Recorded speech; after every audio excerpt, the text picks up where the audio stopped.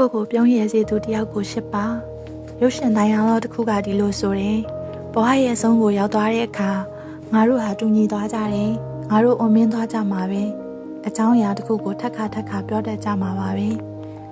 ဒါပေမဲ့ရိုးသားကျင်နာတဲ့လူတယောက်နဲ့တော့တသက်တာကိုဖျက်ဆီးနိုင်ဖို့လိုတယ်တဲ့လူဘဝတသက်တာမှာလူနှမျိုးနဲ့တွေ့ဆုံကြရတယ်တစ်မျိုးကကိုယ့်ကိုငိုစေတဲ့သူနောက်တစ်မျိုးကကိုယ့်ကိုပြုံးရည်စေတဲ့သူဒီလူနှမျိုးရဲ့ရှားနာချက်ကကိုယ့်ကိုငိုစေတဲ့သူကကိုချစ်ရတဲ့သူဖြစ်ပြီးကိုယ့်ကိုပြုံးရည်စေတဲ့သူကကိုယ့်ကိုချစ်တဲ့သူဖြစ်တယ်ငယ်ရွယ်ချိန်တုန်းကကိုတို့ဟာမရနိုင်တဲ့အရာကိုမှခေါင်းမာနဲ့နှစ်သက်တတ်ခဲ့တယ်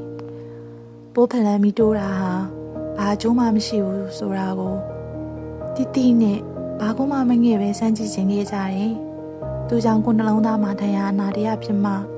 တကယ်တော့ရှစ်ဟာဒီလောက်ပင်ပန်းမှုမလို့မှန်ကိုသိလိုက်ရတယ်အချစ်ဆိုတာလူကိုပျော်ရွှင်စေတဲ့အရာပါလူကိုဝမ်းနဲ့ကြေကွဲစေတဲ့အရာမဟုတ်ပါဘူးလူတစ်ယောက်နဲ့အတူပေါင်းသင်းဆက်ဆံရခြင်းရဲ့အဓိပ္ပာယ်ကဘာလဲလို့ကိုသေချာတွေးကြည့်မိတယ်အချင်းချင်းတန်တရားဝင်ဖို့အချင်းချင်းစိတ်မချမ်းမြေ့ဖြစ်စေဖို့မဟုတ်ဘူးလို့ကိုထင်တယ်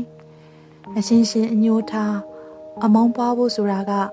ပုံမဖြစ်နိုင်ဘူးမဟုတ်လားဘဝမှာကိုရိုးစိတ်အားငယ်ချိန်မှာသူ့ကိုတတိယလိုက်မိတာနဲ့အလိုလိုအားရင်ပြေးသွားစေတာမျိုးလေဘဝတသက်တာကရှည်လျားပါတယ်ဒီတသက်မှာဘသူနဲ့အတူနေမယ်ဆိုတာကဘိုးအရေးကြီးပါတယ်ကိုကိုပြုံးရည်စေတဲ့သူတယောက်ကိုရှစ်ပါအကြောင်းကဒီလောကမှာကိုကိုထမင်းဖိတ်ကျွေးမဲ့သူများပေမဲ့ကိုကိုချက်ပြုတ်ကျွေးတဲ့သူနည်းလို့ပါကိုကိုမျက်ရည်ကျစေမဲ့သူများပေမဲ့ကိုမျက်ရည်ကိုတုပ်ပေးမဲ့သူနည်းလို့ပါကိုကိုရှစ်တယ်လို့ပြောတဲ့သူများပေမဲ့ကိုကိုအမြဲရှစ်နေမဲ့သူနည်းလို့ပါအချစ်ဆိုတာတဟုန်လို့ဖြစ်ပေါ်လာတဲ့လုံဆောင်မှုမဟုတ်ပါဘူးနှစ်ယောက်သားမနှုတ်ပြတော့တဲ့အချိန်မှာတော့ကိုကိုကလေးငယ်တယောက်လိုသူကျင်နာယူရနိုင်သေးတာဟာအရှစ်ပါပဲ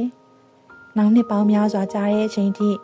သူကစားလိုက်ကိုကရေမောလိုက်နဲ့အဲ့ဒါကမှအချစ်ရဲ့တကယ်လောက်ပါတဲ့ပုံရိပ်ဖြစ်ပါတယ်